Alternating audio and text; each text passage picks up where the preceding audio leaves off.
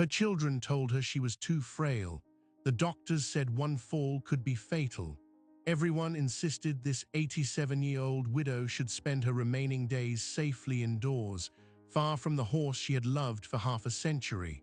But she had one final wish, to ride him together one last time back to the meadow where she first learned what freedom felt like. What happened on that ride would silence every voice that told her no. This is Elena, 87, widowed. Her children say she's too frail to ride. Parkinson's has stolen the strength from her fingers, and one fall would be catastrophic. They sold her farm, secured a nursing home bed, and told her Samson, the horse she'd loved for 4 decades, would not be coming with her. So Elena made a decision. Before surrendering to that sealed room, she would saddle Samson one final time and ride him to the old oak, where she'd been married 50 years ago. What followed would prove them all wrong. She was not always the woman in the wheelchair by the window. In 1963, Elena Vance was Elena Hartley, a girl of 19 with sun-streaked hair and hands that could gentle any horse in the county. Her father raised Percherons, and by the time she could walk, she could sit a saddle bareback. It was at a county fair that summer she met William Vance, a farrier's apprentice with a quiet smile who understood before she spoke why a horse mattered more than most people. They married the following spring beneath an oak tree on the hill above her family's pasture, a place where the valley opened like a promise, and William carried her across the threshold of a small farmhouse they would fill with decades of work and love and the musk of hay. Samson was a wedding gift, a 2-year-old chestnut gelding with a white blaze shaped like a question mark. He was her partner through every season, every joy, every loss.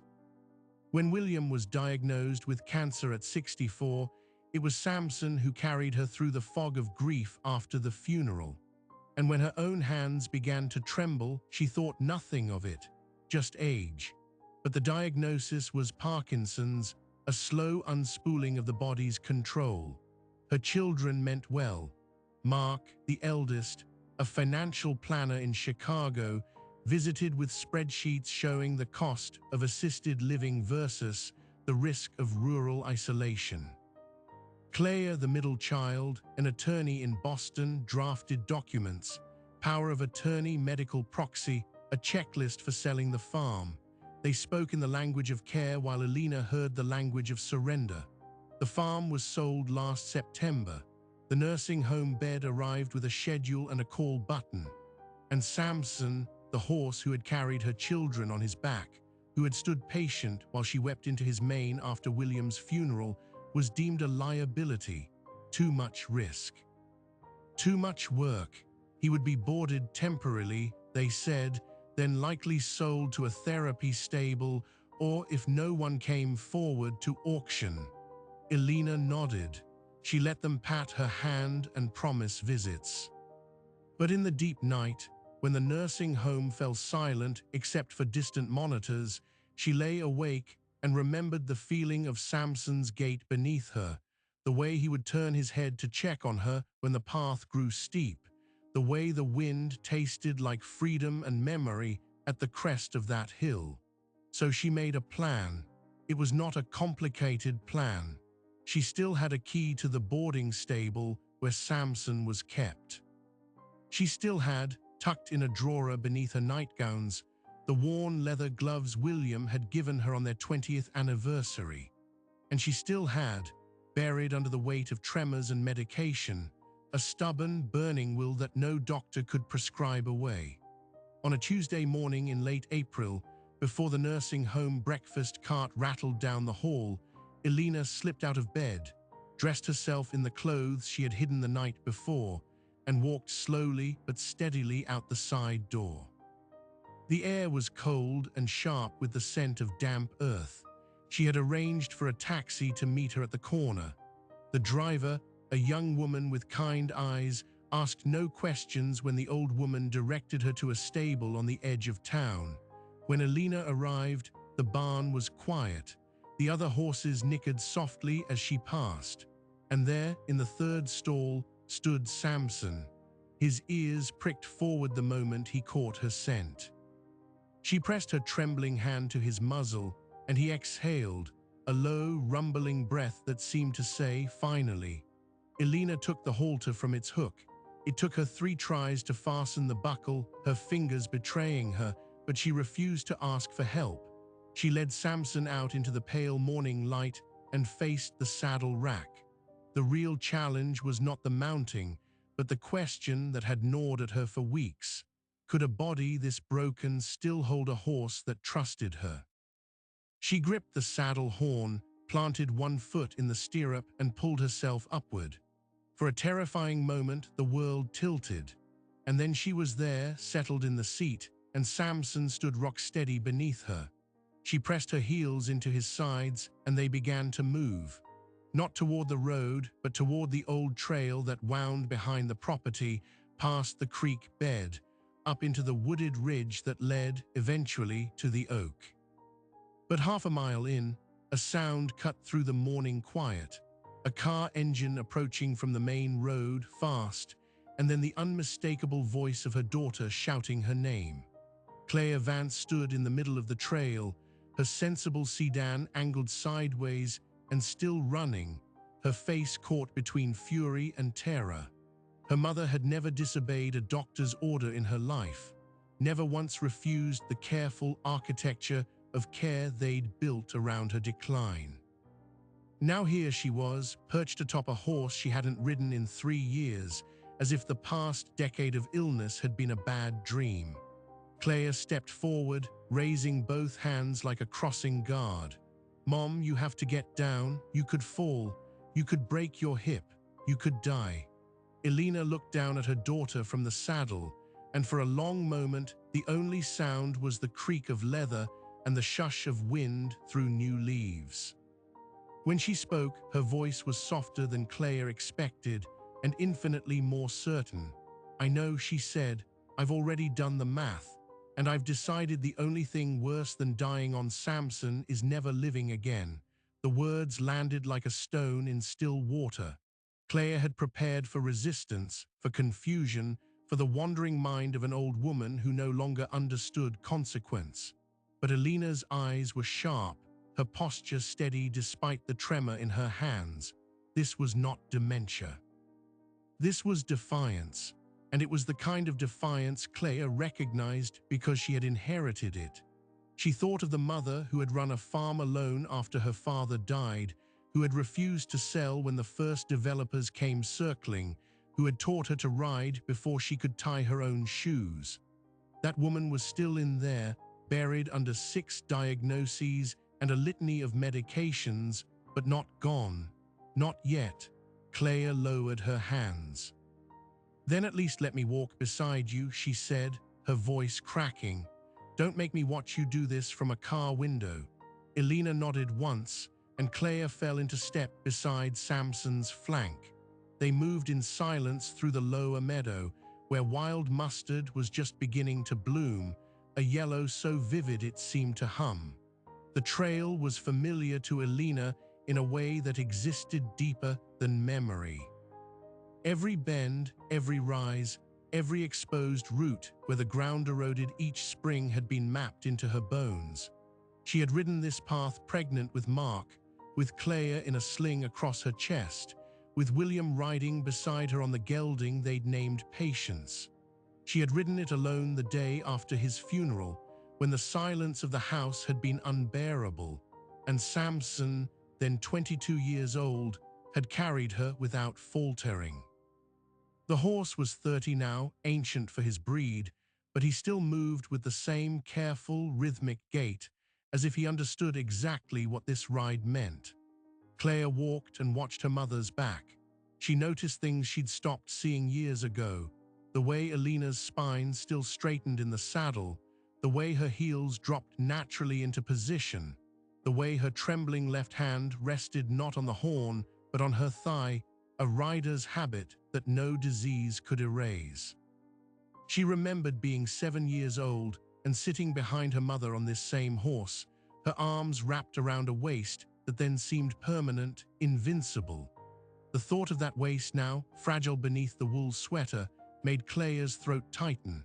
Halfway up the first ridge, Elena began to speak unprompted.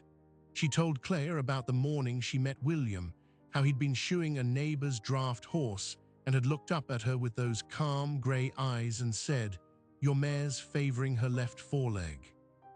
Not a greeting, not a compliment, just a diagnosis. She'd hired him on the spot and married him within the year. She recounted the drought of '78 when they'd nearly lost the farm and William had worked nights at a grain elevator while she taught riding lessons to city children who were terrified of anything larger than a golden retriever. She spoke of the oak on the hill, the one they were riding toward now, where William had carved their initials into the bark with a pocket knife and promised her a lifetime. He kept that promise, she said quietly, every day of it. The stories were not new to Claire, but the way her mother told them was. There was no nostalgia in her voice, no wistful distance.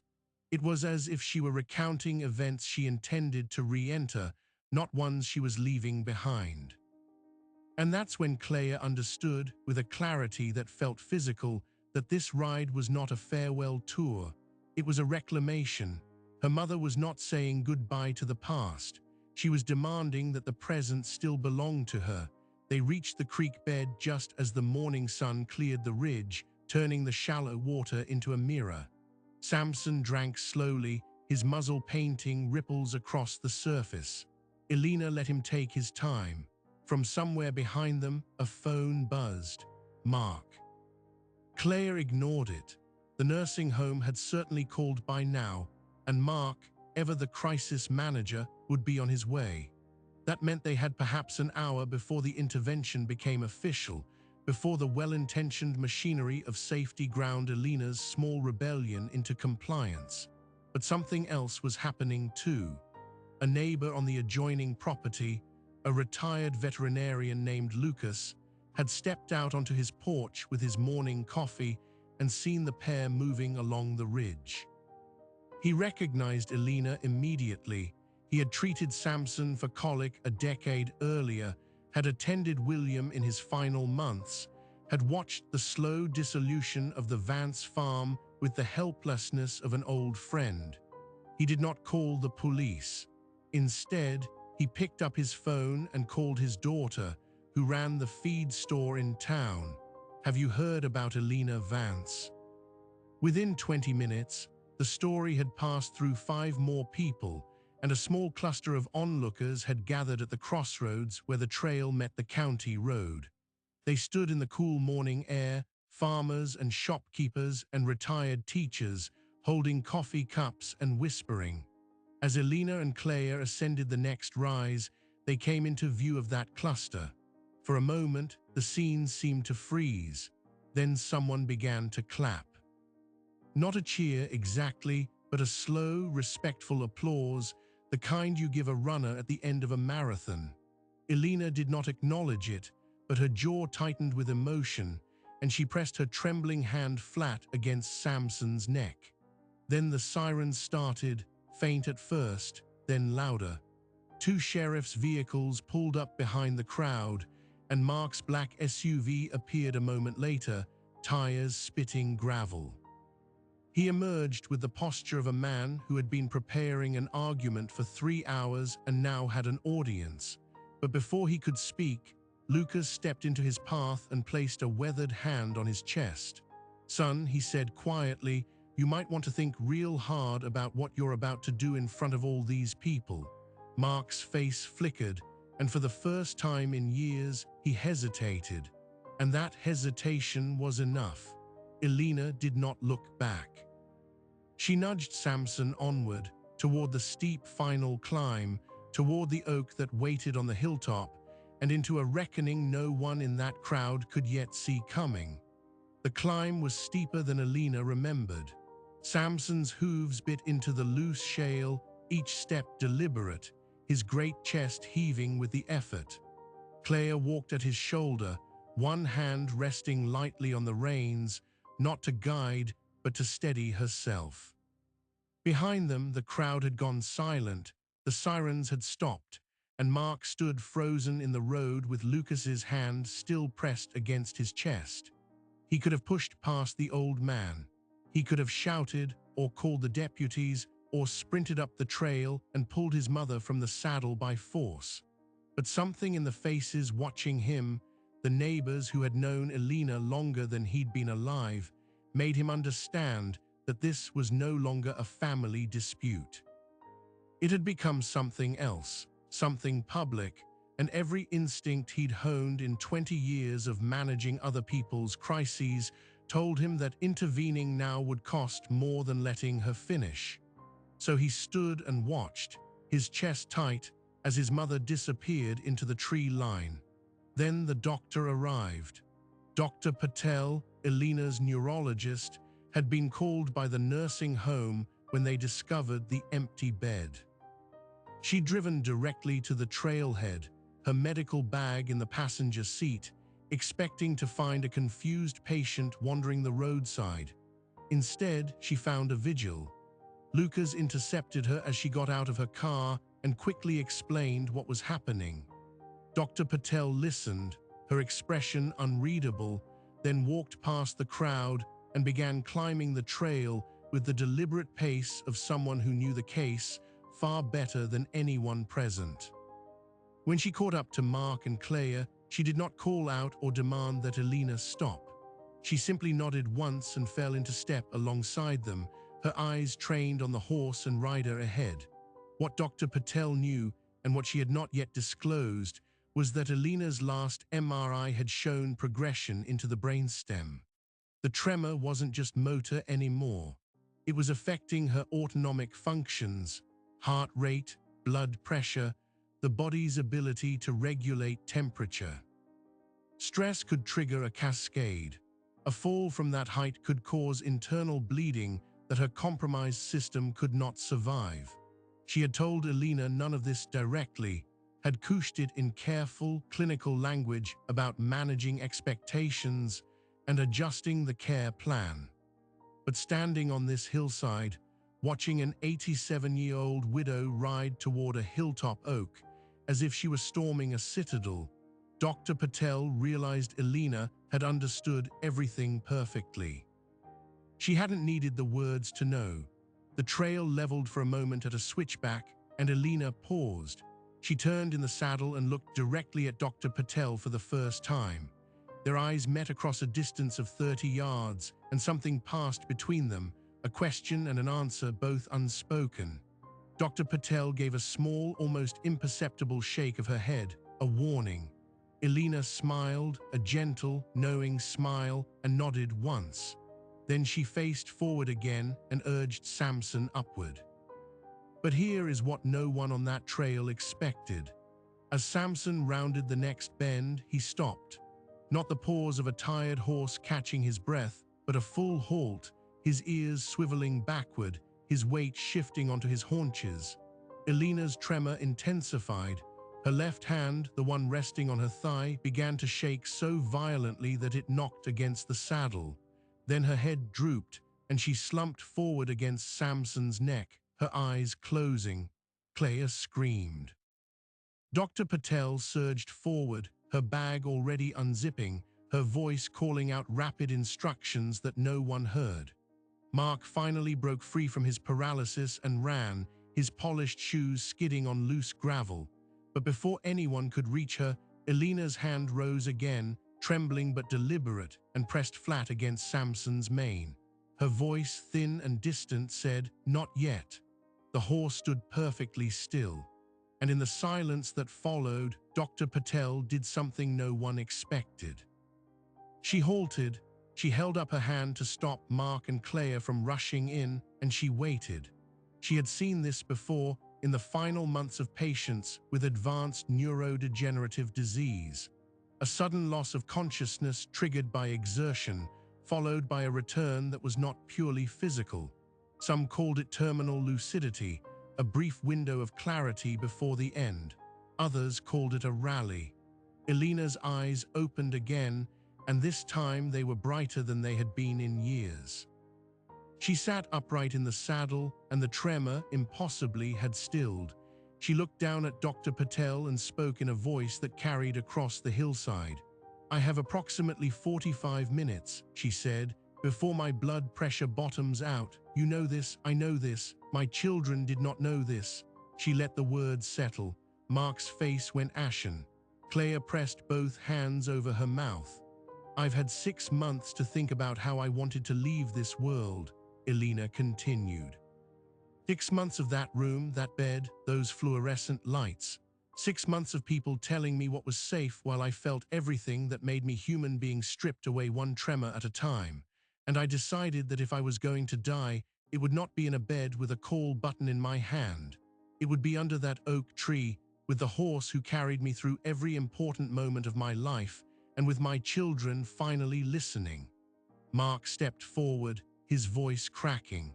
"Mom, we didn't know. You never told us it was this bad." "I tried," Elena said. "Every time I tried, you handed me a pamphlet. Every time I spoke about dying, you corrected me and said I had years left." She looked at Claire. "Every time I mentioned Samson, you changed the subject to assisted living. You weren't protecting me. You were protecting yourselves from the truth you couldn't bear to face. And in doing so, you nearly took from me the only death that mattered." Dr. Patel checked her watch. Elena's window was closing. There was no ambulance that could reach her in time, no helicopter that could land on this slope. The only way forward was up, and the only way down would require abandoning the horse and carrying her on a stretcher, an option Elena would never accept. The arc of this moment had been set in motion months ago when a widow made a private decision and prepared for it in secret. The clothes she had hidden, the key to the stable, the letter she had written and placed in her bedside drawer, addressed to her children, explaining everything. But there was one more thing no one knew. As Elena nudged Samson forward onto the final stretch of trail, Claire noticed a bulge in the saddlebag she'd missed before, a manila envelope fat with papers. She asked Mom, "What's in there?" Elena did not turn around, but her answer floated back down the hillside, quiet and certain. "The deed to the farm. I never signed the sale. It's still mine. And I've arranged for it to become a sanctuary for horses like Samson, for people like me, for anyone who needs a place to remember that living and dying are not the same thing as giving up." The crowd at the base of the hill, which had grown to nearly 50 people, heard this through the relay of voices and phones, and a murmur of disbelief rippled through them. Then the trail bent one last time, and the oak tree came into view, its broad canopy spreading against the sky like arms open wide. Elena was almost there. But Samson, 30 years old, carrying the woman he'd loved for most of his life, took one more step and then stopped, his legs trembling beneath him, and for the first time since they'd set out, Elena felt him falter. Samson's front legs buckled. For one terrible second, the great chestnut horse swayed, and Elena felt the world tilt beneath her. But Claire was there, and Mark, both of them lunging forward without thought, their shoulders pressing against the horse's flank, their hands bracing Elena's legs. The three of them, mother and children who had not truly touched in years, held each other upright on the hillside. Samson found his footing again with a low grunt, his breath coming in heavy, rhythmic gusts. And then they moved together, the last 50 yards, not as a procession, but as a family. The oak tree spread before them, its bark silvered with age, its branches casting a pool of shade that had sheltered 4 generations of Vances. And there, still visible after half a century, were the initials William had carved with his pocket knife, WV plus EH, inside a lopsided heart. Elena did not dismount immediately. She sat in the saddle beneath the oak and closed her eyes, and for a long moment she was 19 again, with William standing beside her, his hand resting on her knee, his voice promising her forever. The crowd below had fallen entirely silent. The deputies had removed their hats. Dr. Patel checked her watch one final time and then lowered it, understanding that the clinical timeline no longer applied here. This moment belonged to forces older and more powerful than medicine. When Alina finally spoke, her voice was thin but steady. "Help me down." Mark and Clea stepped forward, but it was Mark who reached up first, his arms encircling his mother's waist with a gentleness that surprised even him. She weighed almost nothing. The months of decline had stripped her body down to its essentials: bone, breath, will. Clea took her other arm, and together they lowered her onto the grass beneath the oak. Elena's legs would not hold her, so she sat with her back against the trunk, her hands resting in her lap, the tremor now a faint shimmer across her fingers. Samson, unprompted, lowered his massive head and pressed his muzzle against her shoulder. He stood like that, perfectly still, his breath warming her cheek. The letter. Clea remembered the manila envelope and retrieved it from the saddlebag with trembling hands. Inside were 3 documents. The first was the deed to the farm, unsigned by the buyer, still in Elena's name. Attached was a legal addendum, drafted by an attorney Elena had visited in secret 3 months earlier, converting the property into a non-profit sanctuary for retired horses and elderly visitors. She had named it Samson's Rest. The second document was a living will, specifying no extraordinary measures, no feeding tubes, no resuscitation. It was dated the same week as her last MRI. The third was a handwritten letter, 3 pages long, in the careful cursive Elena had learned in a one-room schoolhouse 70 years ago. Clea read it aloud, her voice breaking and recovering, as Mark knelt beside his mother and listened. The letter began with an apology, not for the ride but for the secrecy. Elena wrote that she had tried for months to tell them what she was planning, but every conversation had ended in their fear overriding her voice. She understood why. She did not blame them. But she needed them to understand that the body they had been trying to preserve was not the life she wanted to keep. She described the morning she knew she had to act. A Tuesday in February, when she had reached for a photograph of William and her hand had refused to close around the frame.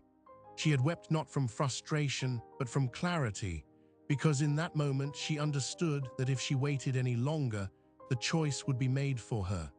The ride was not a goodbye to the world, she wrote. It was a hello to herself, to the woman she had been before the diagnoses and the decline, to the girl who had galloped bareback through these same hills and believed she would live forever. She wanted to meet that girl one last time. She wanted her children to meet her too. The letter closed with a request. "Do not mourn the ride. Mourn the years I would have spent in that bed if I had not taken it. And when you think of me here under this oak, with Samson's breath on my cheek, and know that I died exactly as I lived, stubborn, free, and in love with the sky." When Clea finished, the silence was absolute. Then Mark, the son who had argued the loudest and understood the least, did something that broke the quiet wide open. He knelt in the grass, took his mother's trembling hand in both of his and said, "I'm sorry I didn't listen. I'm sorry I tried to take this from you." Elena opened her eyes and looked at him, and for the first time in years, there was no distance between them. "You're listening now," she whispered. "That's all I ever wanted." Dr. Patel stepped forward then, her expression gentle, and knelt beside Elena. She checked her pulse, her pupils, her breathing. The numbers were what she had expected. The window was closing, but it had not yet shut. "Is there anything you need?" Dr. Patel asked quietly. Elena nodded towards Samson. "Let him stay. Don't take him away until I'm gone." Dr. Patel looked at the horse, then back at the woman, and nodded. She had spent her career fighting death with every tool modern medicine could offer. But sitting here, beneath a tree that had stood for 2 centuries, She understood that some battles were not hers to win. Some victories looked different. The crowd at the base of the hill had not dispersed. Word had continued to spread, and by now nearly 100 people had gathered. Neighbors, former students from Alina's riding lessons, the nurses from the care home who had discovered her empty bed, the young taxi driver who had brought her to the stable. Lucas had organized them into a quiet vigil, and when word came down from the hill that Alina was resting beneath the oak, a collective stillness settled over them. They did not pray exactly, but they held the space in the way small communities do when one of their own is crossing over. A woman in her 60s, a former student Alina had taught to ride when she was 12, began to cry. "She taught me that falling off wasn't failure," the woman said. "She taught me that the only failure was not getting back on." The hours passed in that strange, suspended way time moves when death is near. Alina drifted in and out of consciousness, but each time she woke, she found Samson still beside her, his muzzle still pressed to her shoulder and her children still holding her hands. She spoke only once more near the end. The sun had begun its descent, painting the valley in shades of gold and rose, and she opened her eyes and looked at the view she had loved for 60 years. "William is here," she said. Claire squeezed her hand. "I know, Mom. He says my mare is favoring her left foreleg." And then Alina Vance smiled, the full, radiant smile of a 19-year-old girl meeting a farrier's apprentice at the county fair, and closed her eyes for the last time.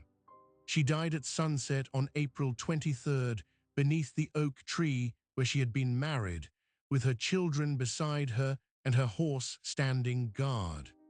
Dr. Patel recorded the time of death at 7:42 in the evening. The cause was cardiac arrest secondary to autonomic failure, but everyone who was there that day understood that the true cause was completion. Alina had finished what she came to do. The aftermath unfolded in ways that surprised everyone. The story of Alina's final ride spread far beyond the county.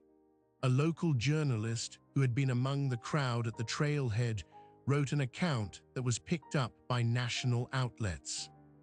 The photograph someone had taken on a cell phone, Alina on Samson's back crossing the ridge with the morning sun behind her, became the image that accompanied every article.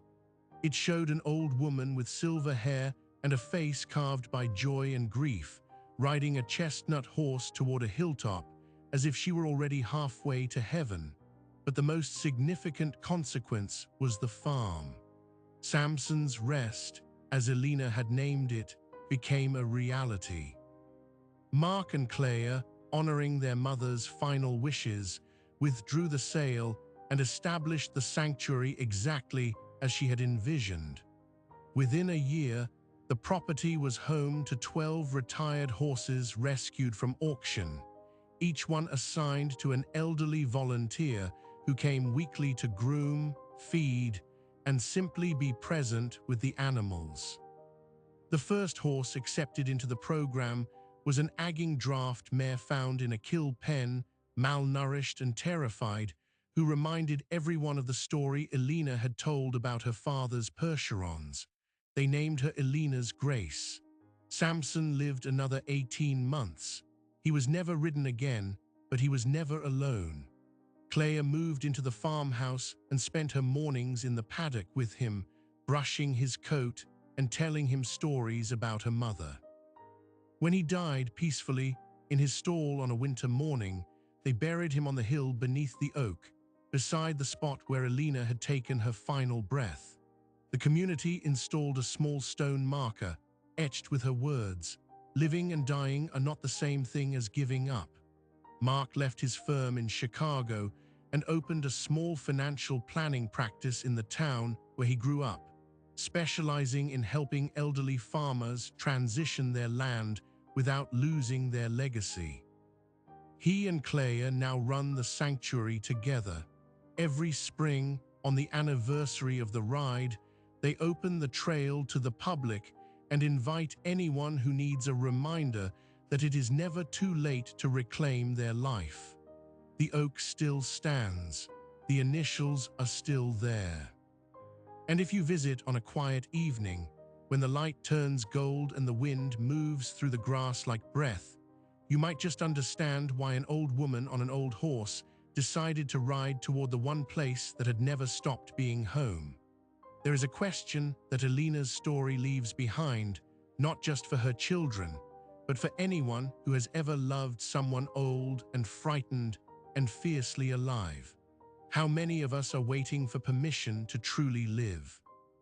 How many of us are asking our aging parents to trade their freedom for our peace of mind, without realizing that the trade chips away at the very person we are trying to protect?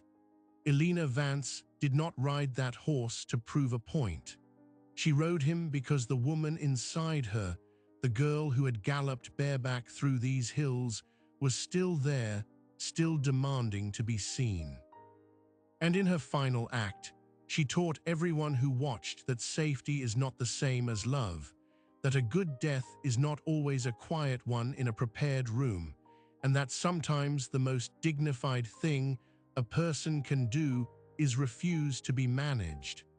Samson's Rest now welcomes dozens of horses every year, and with them, dozens of people who arrive searching for something they cannot name. They find it in the same fields where Alina once found her footing, in the same stalls where she whispered her promises into the dark. They find permission to be old and still want more, permission to be frail and still fight, permission to write their own ending. If this story touched you, hit subscribe and like so more stories like this find their way to you. And in the comments, tell us about the person in your life who taught you that it is never too late. A grandmother, a father, a teacher. We read every single one. Until next time, remember, living and dying are not the same thing as giving up.